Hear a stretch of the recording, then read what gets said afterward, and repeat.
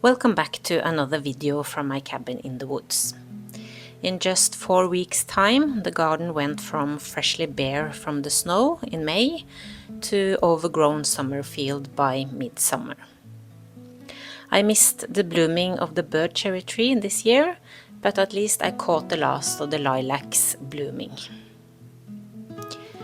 Life has been very busy lately, both at work and at home, including my son's confirmation in mid-June, but I had to squeeze in time at the cabin to start cutting the grass. I arrived late on a Friday and had to leave early on the following Sunday, so I started to cut the grass immediately Friday evening, and then continued the whole of the Saturday. Still, I got nowhere near finish, partly because of the rain that came and went all through the weekend. But I got the most important spots around the house and clearing some pathways.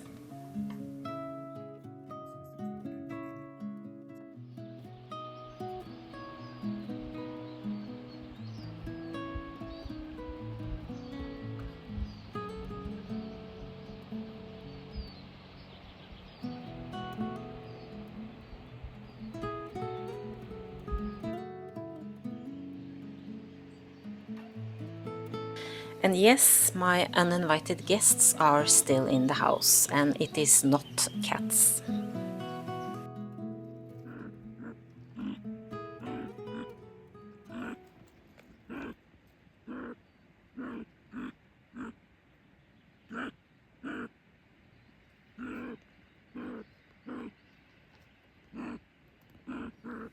For the time being, I have landed on røyskatt. They have apparently moved out from my bedroom wall now. Instead, they are all over the house. Inside the walls, in the basement, and every nook and corner. The pups have grown to a bunch of wild teenagers, chasing each other around and squeaking. They are noisy and they run fast, while the mother grunts, trying to keep order. And apparently I don't have any isolation left in any of my walls, at least that's what it sounds like, when they roam free all around the house. The whole situation is actually making me very depressed, because I don't know how to get them out. Some say wait until the fall, when the pups are grown, and then they move out all by themselves, apparently. I don't know.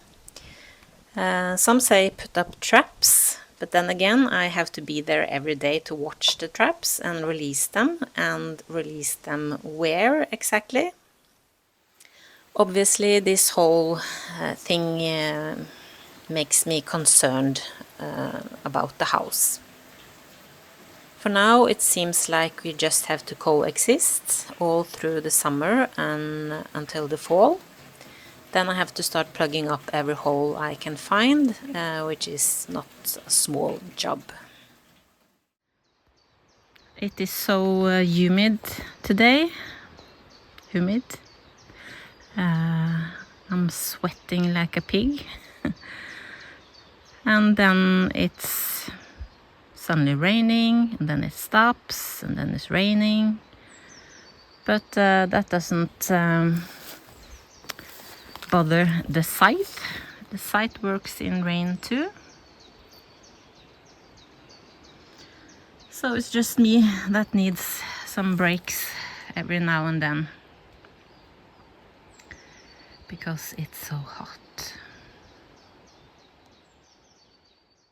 Just staring at my bird cherry tree. I didn't get to see it bloom this year. That happened in the 4 weeks between May and June when I wasn't here. But concerning the bug that was in the tree last year, it looks okay this year at least. It has berries. The leaves, well, they look a bit, some of them look a bit shady, but at least there are plenty of leaves in the tree. And according to what I read about the bug, they could strip the whole tree for several years. And obviously the insect didn't do that. So yeah, yay for the bird cherry tree.